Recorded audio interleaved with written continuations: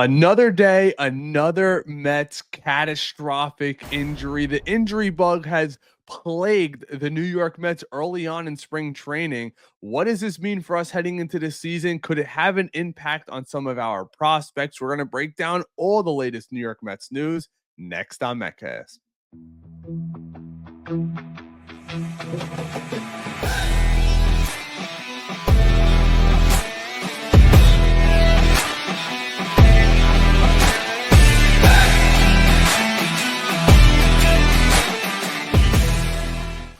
Welcome back to the channel, friends. As always, I am Ray, and if you're enjoying this content, I ask you to smash that like button, hit that sub, turn on your notifications so you never miss an upload. And today I'm at work. A lot of you guys are at work today, and you see the breaking news come across SNY. Sean Manaea. Sean Manaea has that right oblique injury, and that scares the ever-living hell out of me. You hear that, well, it looks like he'll be coming back probably around mid-April. I personally highly doubt it. And I'm no medical expert, but all I know is whenever I've heard about a New York Mets player going down, it always seems like it's longer than expected. And this could be catastrophic for the New York Mets. We are in arguably the toughest division in baseball. You have the Phillies, the Braves, and the Mets, who are all top 6 favorites to win the World Series. And it could be catastrophic because now with Montas down, who's I wouldn't consider a catastrophic injury, but you talked about the depth behind him, but now Manaea's down. That's a big issue, a major issue for the New York Mets. If he comes back in mid-April, no one's going to cry about it. But come on, who are we kidding here? You think he's going to be out a week, a couple of weeks, and then just come back and be fine? You heard it directly from the horse's mouth. He said that he started feeling that injury once he got here, and it scares the hell out of me. I'm not going to lie. I feel like things just can never, ever line up for us. Now, the folks over at MLB Network kind of broke down this injury and what it could mean for the New York Mets. I haven't watched the video. I want to react live with you guys. Let's give it a look. Okay, so Mets fans, the ones I know, are the most doom and gloom people on the planet. No offense to Mets fans. I'm sure there's some sunny ones. Notice how it says won't throw for 2 to 3 weeks. So that means I'm guessing he'll be reevaluated in 2 to 3 weeks. Out there, but Manaea's injury is just a week after the news of Frankie Montas. He suffered a high-grade lat strain. He's going to be sidelined until mid-May. When you look at this Mets starting rotation, you still got a lot of names there, Dan. But what's your level of concern? It's a high level of concern. Really? How could it not be? You've got a guy Senga coming off an injury-riddled year. You've got a guy in Clay Holmes that's been a reliever his entire career, making the transition. Look at this right now. So Sean Manaea is probably out, and Frankie Montas. You feel good about Senga, who's coming off injury. Yes, I know he missed the whole year, but if healthy, I feel very good about him. I'm still little timid when it comes to David Peterson. I don't know what he's going to be. He had a career year last year. You can't take that away from him, but at age 29, he's finally putting it together. That could be happening. Sometimes those taller, lankier guys like Peterson, the lefties, take a little bit longer. But outside of those two guys, we don't know what Clay Holmes is going to be. Yeah, he looked great in his 3 perfect innings in his first spring training start, dialing the ball 97 plus. You feel good about that. But at the end of the day, is he going to give you long innings, more than 4 or 5 innings to start the year? Probably not. Blackburn, we all know what he is. Canning couldn't make a major league roster last year, and Montas is out. I'm not saying it's panic time because it is still spring training, but it is definitely cause for concern. And maybe, just maybe, the New York Mets have the answer in the farm system. We'll get to that shortly. Position now to the starting rotation. So those are kind of question marks. Sean Manaea was terrific second half of the season.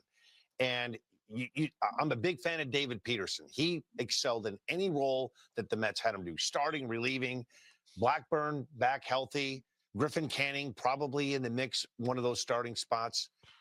You know, I look at the Mets. I love the additions, but I'm concerned about the starting rotation. How could you not be? You start the season in a competitive division with the Braves and the Philadelphia Phillies. You could take those 3 teams have kind of put themselves above everybody Dang, else. man. You give those teams a little bit of advantage when the season starts, and you start behind the 8 ball, April going into May. And that's one thing I disagree with Met fans. I always hear, well, it's early.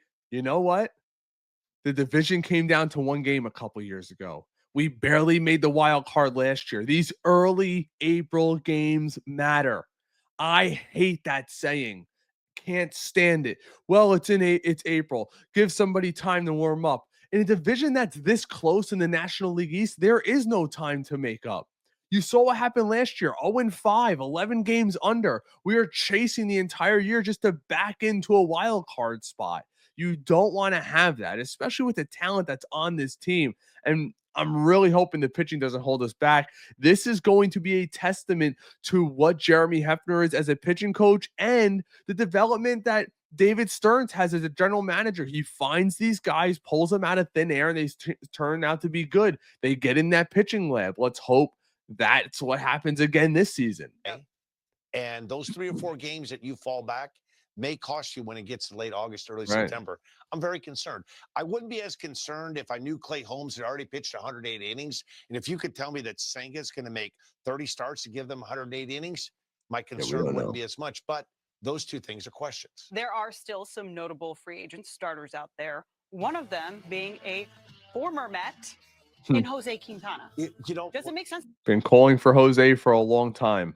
So just go out. You know what? When we were on the call for this show at 3 o'clock, you and I, the same thing. I'm like, you had a guy in Quintana that arguably pitched some of the biggest games for you down the stretch. I don't know what the situation is. If maybe the Juan Soto contract has limited them from spending other areas to try to improve the team. But I don't know what more you could ask for from a guy that you've already had that took the ball, was reliable. Model of consistency. And you know what you're going to get. Yep. You know what you're going to get. Right around that 4-year range. I range. don't know what the situation is with Quintana. If he's looking for something else or he has a couple of teams and he's kind of waiting to see what happens with teams in spring training. Guys go down. Maybe somebody will get desperate and give him that money that he's looking for. But he fit the Mets like a glove. And it's a viable insurance option. Oh, without a doubt. Because you know what they say, you can't win the World Series at the beginning of the season. But you can lose it. Yep. And I can't agree more with the folks over at MLB Network. You could absolutely lose the World Series in April. You just can. We almost did it last year. We almost lost the playoffs in April. It's something the Mets might need to consider right now, which gets me to my next point. Over at SNY, they talked about my favorite prospect in the New York Mets farm system. Let's take a look. Our friend Will Salmon talks about Brandon Sproat and where he's at. Let's give it a listen. So we just heard Jim say he doesn't think Brandon Sproat is ready to come up and pitch in the starting rotation. Now, Will, how do you think he factors into this equation? Yeah, he's part of the calculus, and I'm with Jim, and I think a lot of the Mets officials are with Jim too, with the idea that he's not quite ready yet. We heard Carlos Mendoza mention his name, but he's going to start the season in AAA, Brandon Sproat. But he's part of the calculus in the sense that the Mets don't really necessarily want to block him completely from making an impact at some point this season, whether that's June, July, whatever. And by adding another starter, you add another layer, another guy on top of that that's in front of Brandon Sproat or somebody else. Blade Tidwell pitched today, another name that's out there, of course. But he's part of the calculus. He's not going to open the season with the Mets in their rotation, but we probably will see him eventually. And that's a reason why they may not want to go out and get somebody now and instead wait to the deadline to see how things trickle out. And those are Will Salmon's thoughts in regard to Brandon Sproat. I know a lot of people around the industry say that he is not quite ready yet, maybe a month or two. I could see that, but I could also see if he shows out in spring training, we'll see. And these injuries keep happening. I mean, one more injury away, I think you're guaranteed for him to be a lock to be on this opening day roster. So you got to hope to stay healthy. I mentioned it during my segment yesterday, 2 things you want to see. And one of them is just being healthy coming out of camp. And another was see if there's any prospects in the minor leagues that are playing in spring training that could contribute to this team now. One interesting tidbit, Blade Tidwell, who pitched today, he got rocked. I understand the 3 innings, the 3 earned runs, but he was throwing 99 today. And I don't know if that's because he was juiced up. He's in major league camp in front of all the fans, so he was overthrowing. Or did this pitching lab at age 23 help him get a couple extra miles per hour on that fastball that pretty much sits 94 to 96 typically, but he was throwing 99 early in camp. He's another arm that maybe you wouldn't see before Sproat, obviously, but maybe towards the latter part of this season, if an injury or two happens, he could be a pitcher I could see absolutely coming up this year and contributing. The Mets are extremely high on him. And I'm also interested to see Jonathan Tung, how he does throughout spring training and what's going on with him early on down in the minors this year. That's what I got for you today, Met fans. If you're here still enjoying this content, I ask you to like and subscribe, share it with a friend if you're interested. And I just want to let you guys know I'm going to be reporting live from spring training later on this week. If there's something specifically you want me to cover while I'm at spring training, make sure to comment below. I try to get back to as many people as possible. I'm super stoked to get down there, get eyes on Juan Soto, myself, and the rest of this team. I'll have videos coming out, content coming out, and that's pretty much it. Thank you for sticking around. And as always, let's go Mets.